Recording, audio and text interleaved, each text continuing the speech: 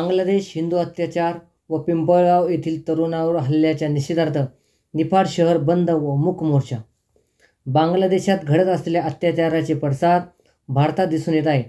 भारतीय संतप्त जमाव घडत असलेल्या घटनांचा निषेध वर्तवत आहे। बांगलादेशावरील हिंदूंवर होणाऱ्या अत्याचाराचा निषेध म्हणून आज मंगळवार रोजी सकाळी 9 वाजता सकल हिंदू समाज निफाड यांच्याकडून छत्रपती शिवाजी महाराज चौक निफाड येथून भव्य मोर्चा काढण्यात आला।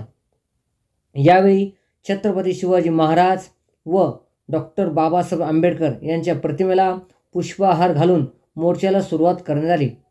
निफाड सकल हिंदू समाजाच्या वतीने बांगलादेशमध्ये हिंदूंवर होणारे अत्याचार व पिंपळगाव येथील युवकावर झालेल्या भ्याड हल्ल्याच्या निषेधार्थ सकल हिंदू समाजाच्या वतीने निफाड येथे मूक मोर्चा काढण्यात आला।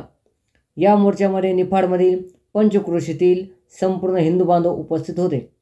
तसेच निफाड येथील तहसीलदार विशाल नाईकवाडे व पोलीस निरीक्षक गणेश गुरव यांना निवेदन देण्यात आले। यावेळी निफाड नगर पंचायतचे उपनगराध्यक्ष अनिल कुंदे, संजय गाजरे, विक्रम रंधवे, प्रवीण ठाकरे, सचिन धर्राव, योगेश कापसे, अरुण भुतडा, संपूर्ण निफाड पंचक्रोशीतील सकल हिंदू समाज उपस्थित होते। दक्षवेद न्यूज मराठी निफाड प्रतिनिधी राहुल कुलकर्णी।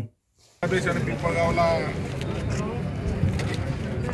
ज्या हिंदू समाजावर ज्या घटना घडल्या त्याच्या निषेधार्थ आज या ठिकाणी निफाड सकल समाजाच्या वतीनं हिंदू समाजाच्या वतीनं मूक मोर्चाचं आयोजन या ठिकाणी करण्यात आलं आणि फार मोठ्या संख्येने या ठिकाणी हिंदू धर्मियाने त्या ठिकाणी सहभाग घेतला।